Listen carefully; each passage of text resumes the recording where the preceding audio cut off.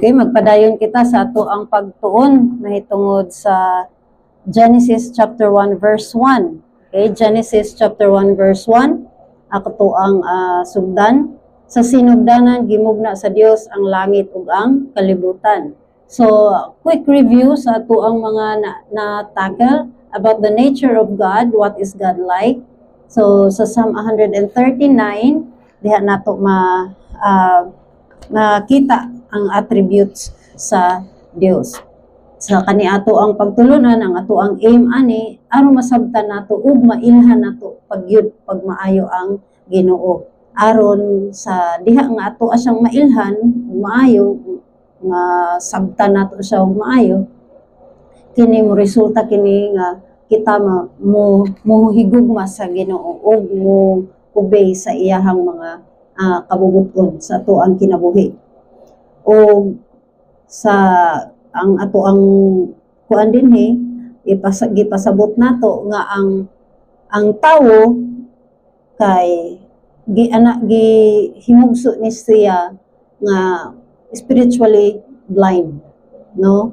Ug walay fellowship diha sa Ginoo tungod kay napanunod nato ang sala. So how can man regain his spiritual sight and understanding of God? First, by being born again. Second, understanding God's nature and character. So ato ang buhaton karon sa itong pangutana, what is God like?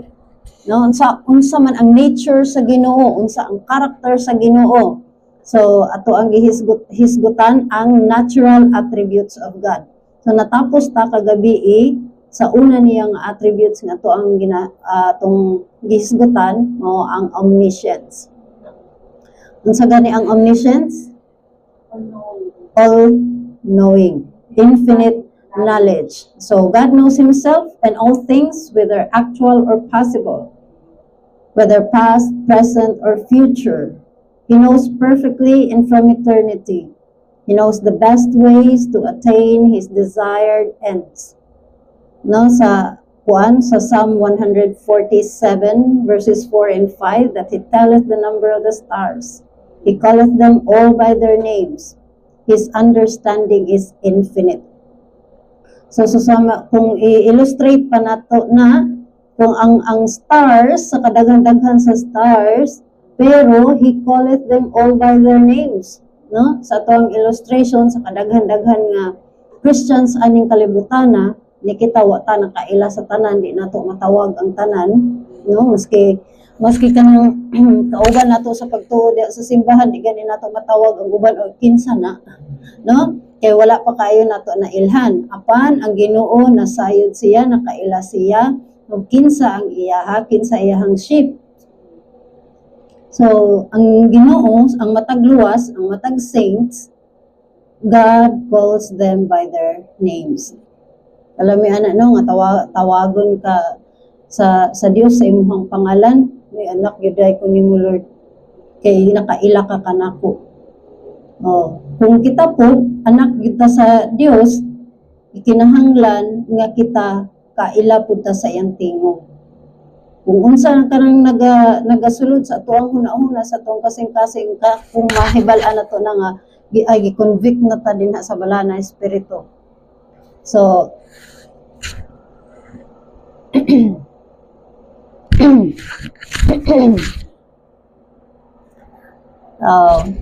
okay, so, yun anak no? Psalm 147 verses 4 and 5. He telleth the number of the stars, he calleth them all by their names, his understanding is infinite. Nga, even ang ato ang hair, the very hairs of your head are all numbered.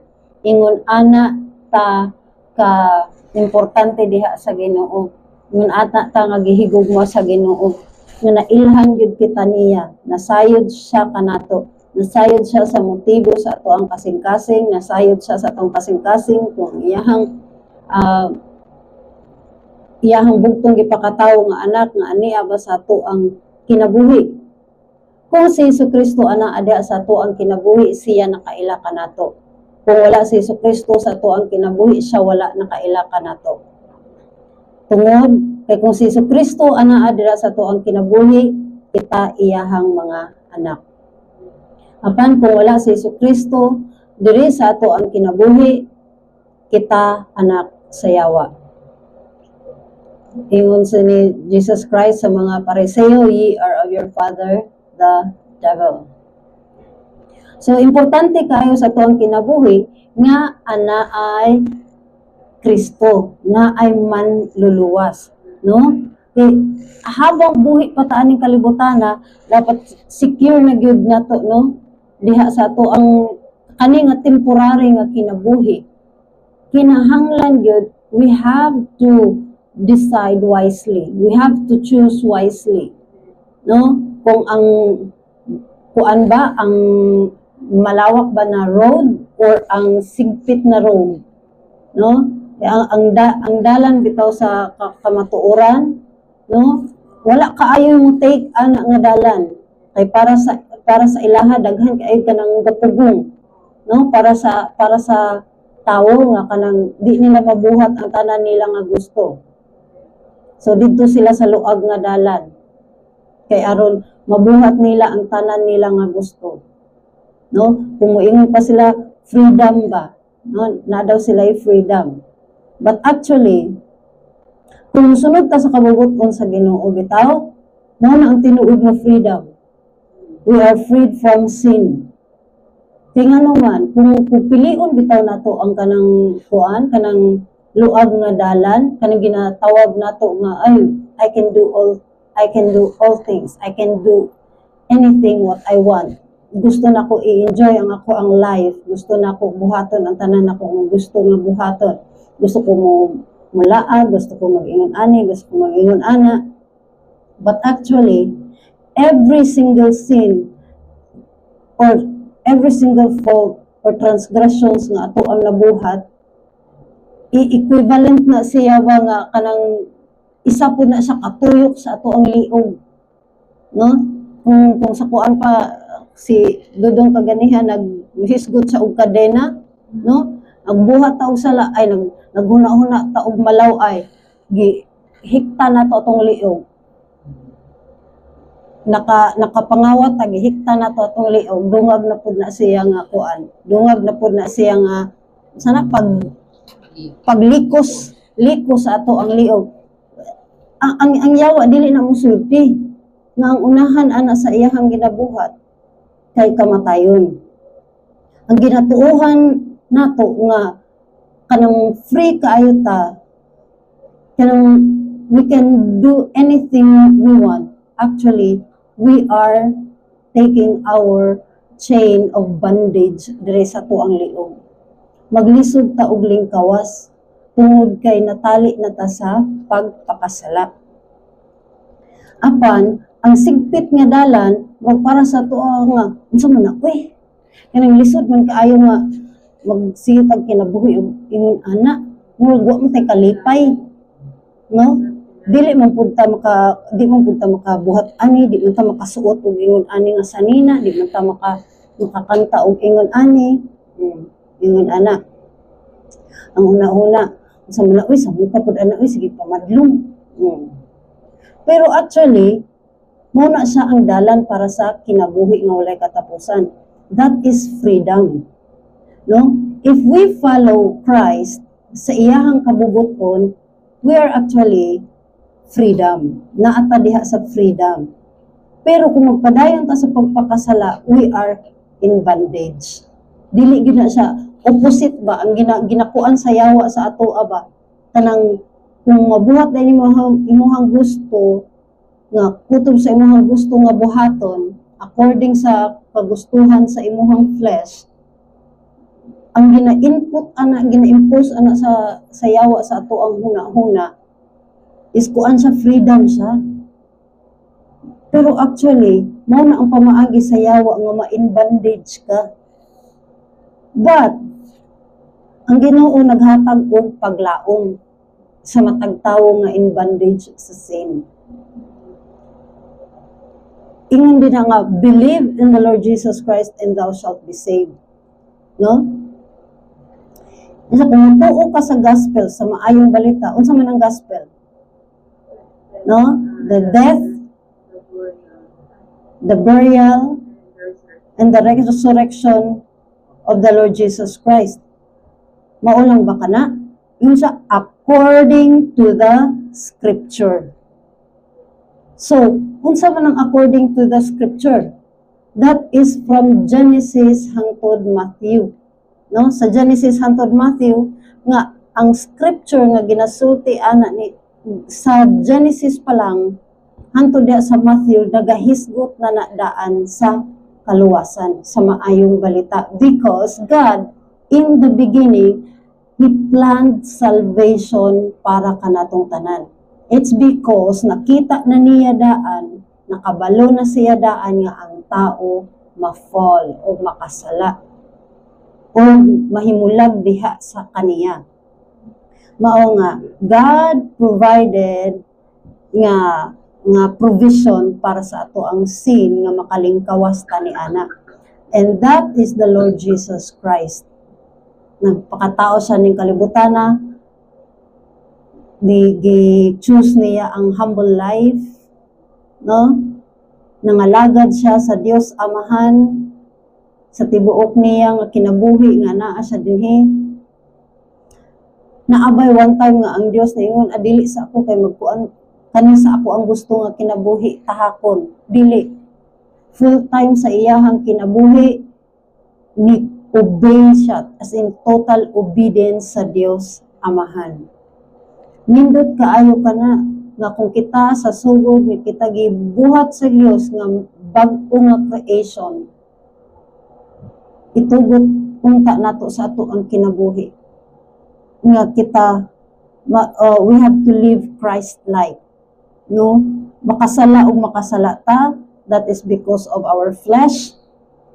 Pero dili na lang po nato permanente himuon nga kanang rason ang flesh, no? Kay naabiya tay una-una. Naabiya tay kinsa man ang maguna-una, di ba ang kalag? Kinsa man ang kanang makagusto, di ba ang kalag? Kung kinsa ang kanang mag-decide, di ba ang kalag? Ang kaning unod, unsa man ni galamiton kini di kuan lang kini siya, kanang vessel lang kani siya. Panudlanan lang kini siya sa ato ang kalag. Mao nga gikinahanglan ingon sa Biblia nga dili nato patuyangan ang kaibog sa unod. Mao nga kung aron makakita kita ma-regain nato ang spiritual sight nato because we were born spiritually blind. Kung aron masabtan nato ang Ginoo, we have to be born again.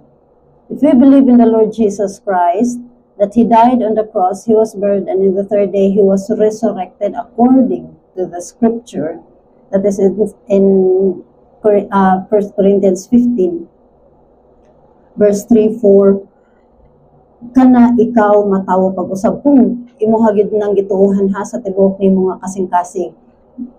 In that way, kung kita natawo pag-usab, naa natay kanang kuan ba? Naa natay kanang dali nga dalan nga masabtan nato ang nature sa Ginoo, ang character sa Ginoo. It's because ang desire sa imuhang kasing-kasing naa naman siya.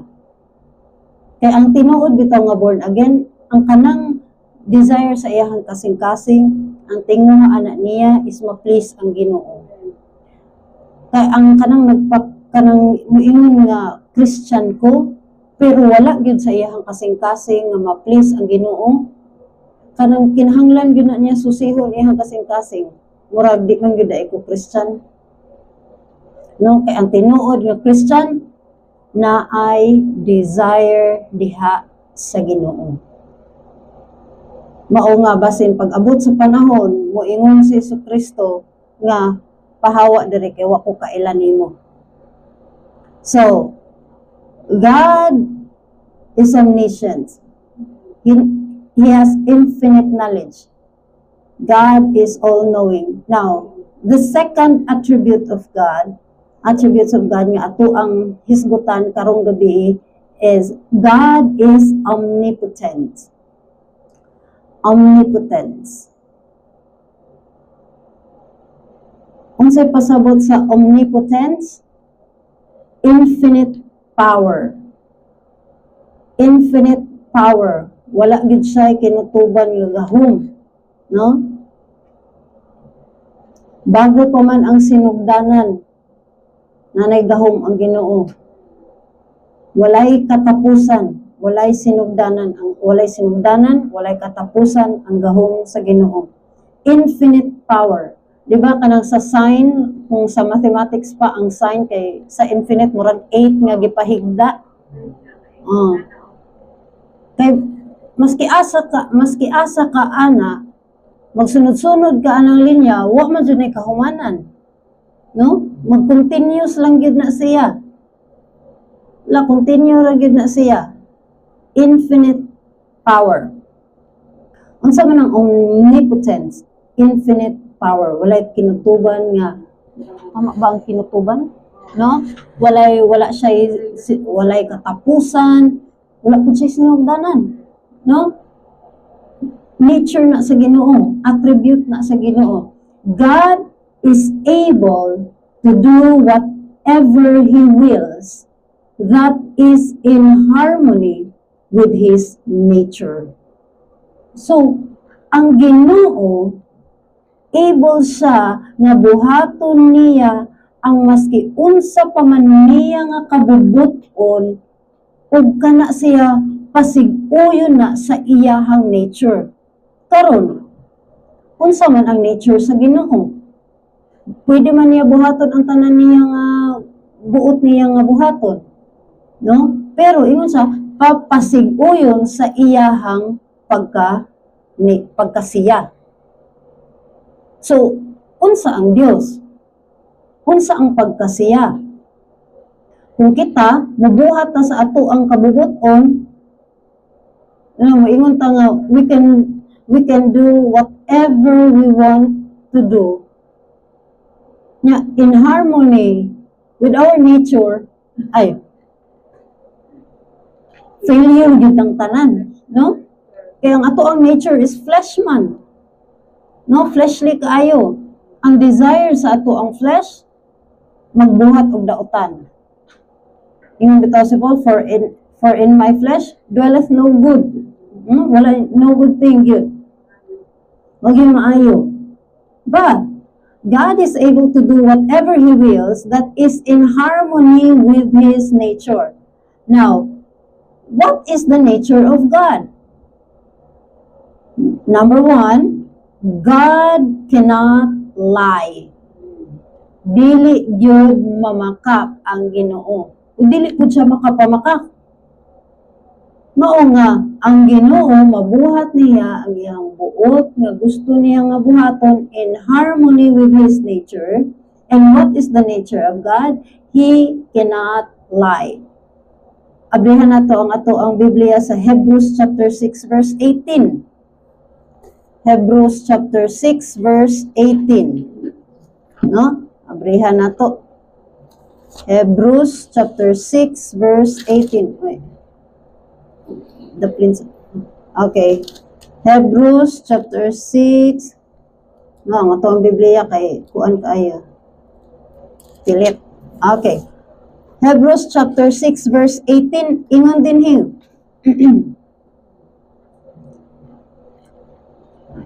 Ingon diri, that by two immutable things, in which it was impossible for God to lie, we might have a strong consolation, who have fled for refuge to lay hold upon the hope set before us. Sa Bisaya pa, aron pinaagi sa duha ka dili mausab nga mga butang, diin niini dili mahimo sa Dios ang pagpamakap. Kinsa mikagyo alang sa dangpanan aron sa pagpupot nganha sa paglaom nga gipahimutang sa atong atubangan. Kay kung makapamakak pa ang Dios, mamakak pa ang Dios, wa na gyud paglaom kanatong tanan. God cannot lie. Gikip gyud niya ang totally obedient gyud siya dinha sa Dios Hesus Kristo. totally obedient gid siya sa Dios. Aron ikaw ug ako makabaton og kinabuhing walay katapusan. It's because the perfect sacrifice, wala siya blemish. No? Wala siya, kanang spotless siya ba? So kung nakapamakak pa si Jesucristo, dili siya angayan didto sa cross nga maoy sakripisyo para sa tanang mga sala aning kalibutana. So it's impossible for God to lie. God cannot lie. Muna ang nature sa Ginoo. Dili gid na siya mamakak.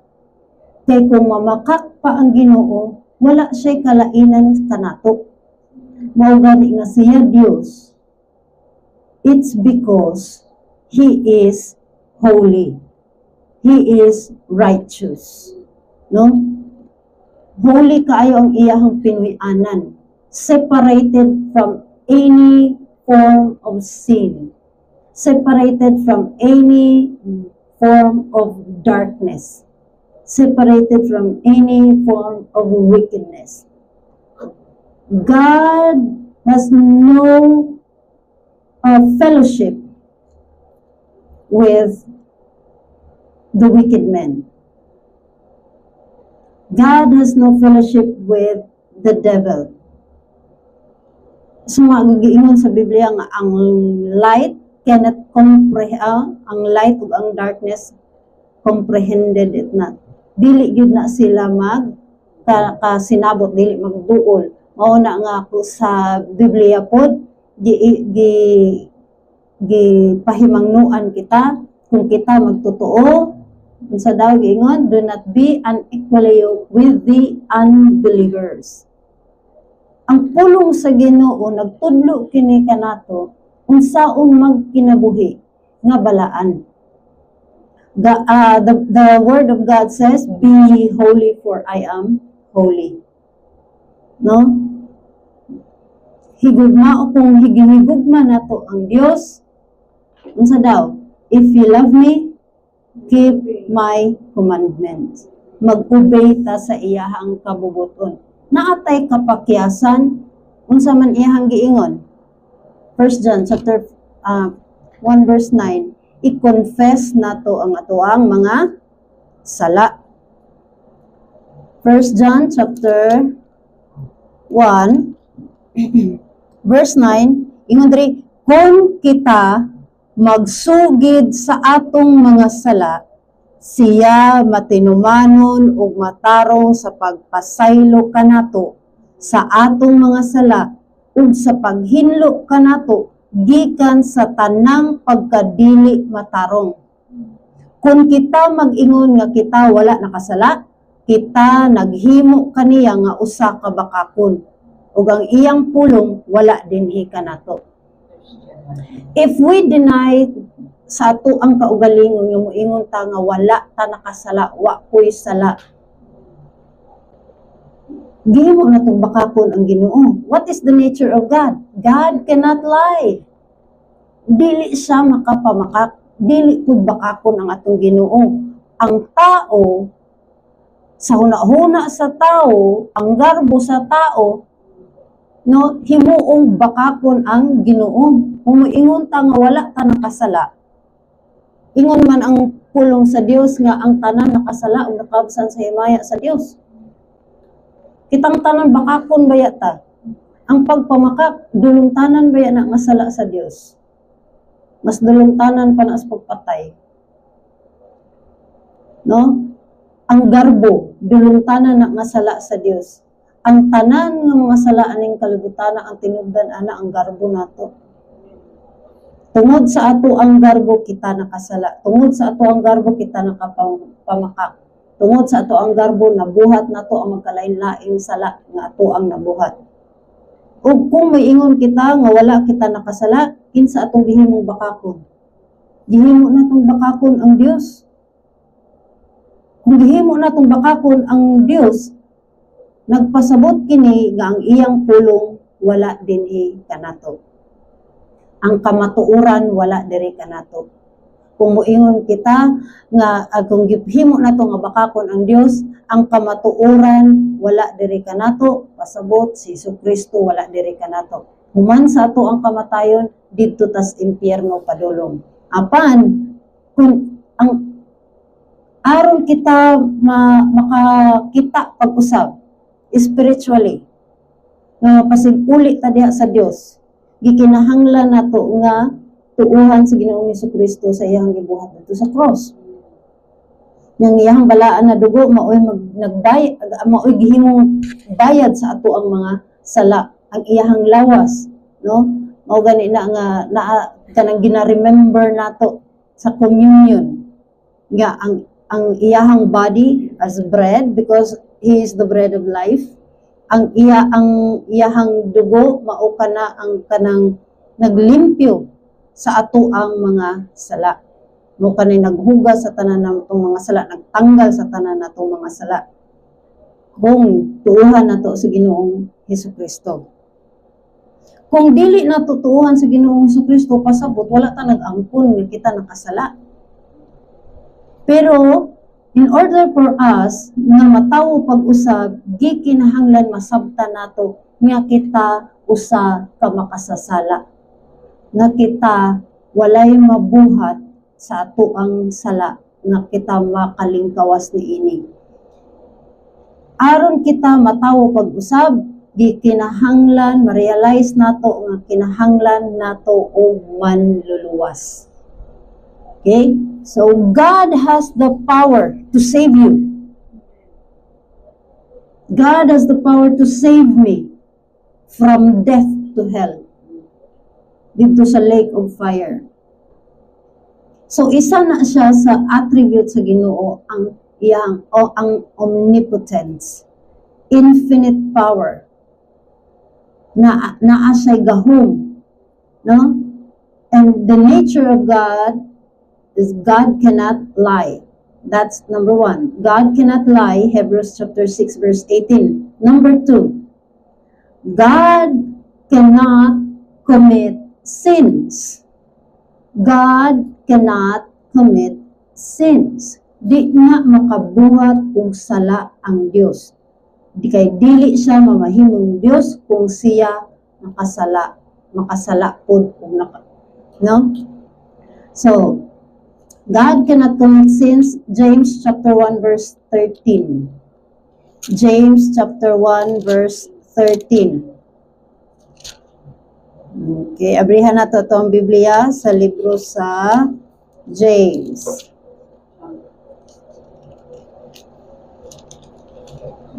Okay. James.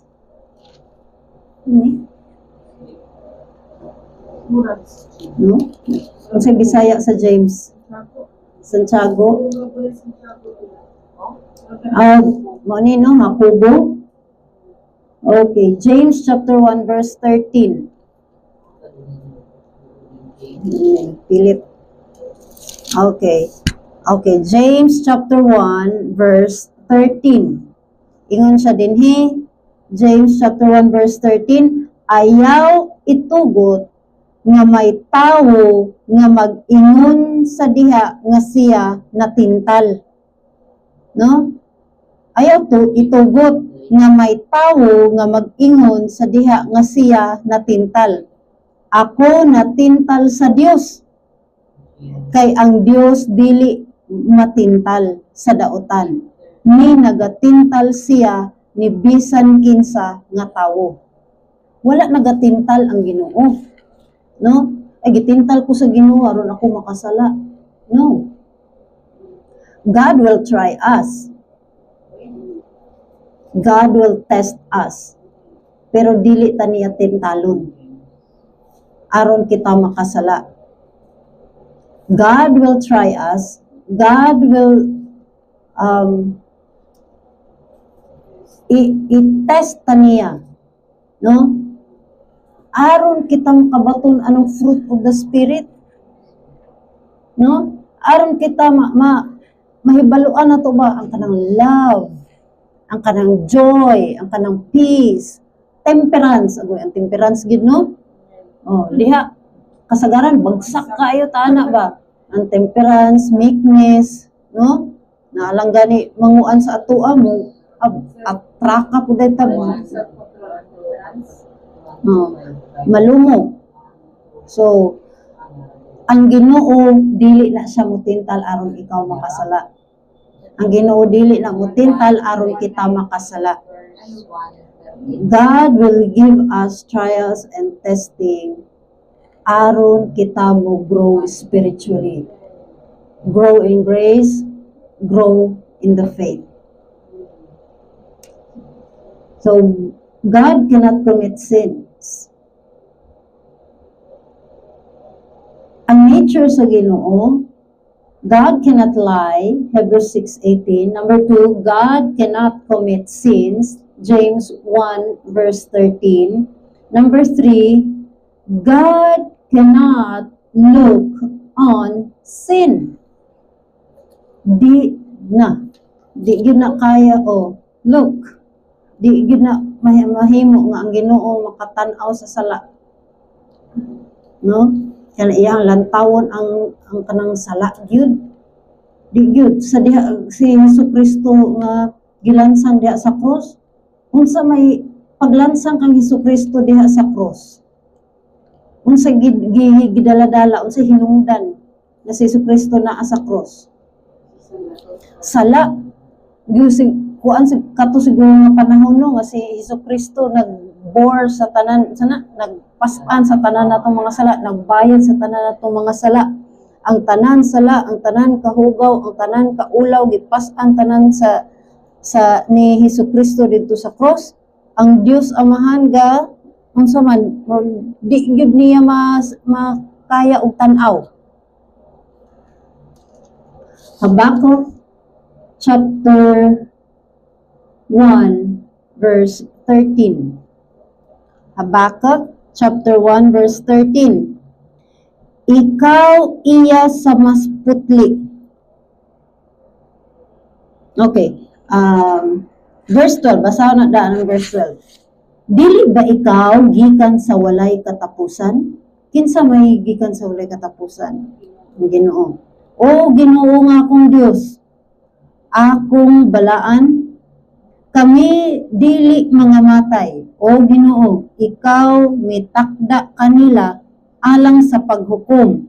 O gamhanang Dios, ikaw mipalig-on kanila alang sa pagpanulit. Verse 13. Ikaw iya sa mas putli nga mga mata kaysa pagtan-aw sa dautan, ug dili makahimo sa pagtan-aw nganha sa kadautan. Nganong nagatan-aw ka nganha kanila nga nagbuhat sa pagkamabudhion, ug nagapugong sa imong dila sa diha nga ang dautan nagalamoy sa tawo nga mas matarong kay kaniya, ug nagahimo sa mga tawo ingon sa mga isda sa dagat, ingon sa nagakamang nga mga butang nga walay magmamando ibabaw kanila. Sila midakop sa tanan kanila pinaagi sa pasol. Sila misikop kanila diha sa ilang mga pukot, ug mitapok kanila diha sa ilang sudsod. Busa sila maglipay ug magmaya. Busa sila magsakripisyo ngadto sa ilang pukot, ug magsunog sa insinso ngadto sa ilang sudsod. Kay pinaagi kanila ang ilang bahin matambok, ug ang ilang pagkaon madagayaon. Busa sila ba muhuho sa ilang pukot, ug dili mo palingkawas sa kanunay aron sa pagpatay sa kanasuran? Ang Dios dili mamahimo nga maglantaw sa sala. God cannot look on sin. Wala gyud ang Ginoo dili gyud na siya mutan-aw sa sala. Bao nga ang tawo nga makasasala nga walay Hesukristo sa iyang kinabuhi, God will cover his ears. God will close his eyes. Wala po nakaila ng tawhana. Di gyud na siya mutan-aw ni ana. Apan kung ang tao nga naa si Jesucristo di sa iyang kasing-kasing, maski nakabuhat man na og sala ng tawhana, nangayo og pasaylo, God can see that person. God will hear his prayer. Kaya nga naman, ang makita niya ng tawhana, mao si Jesucristo.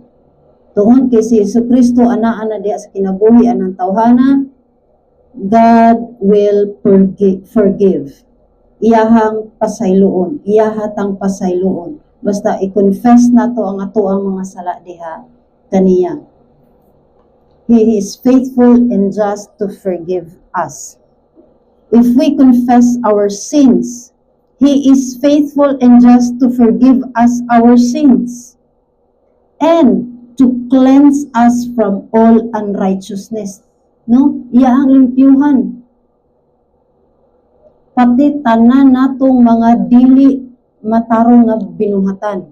Iyahang limpyuhan tanan. Basta sa kinasing-kasing, kita maghinulsol diha sa atong mga sala nga nabuhat. God will listen to us.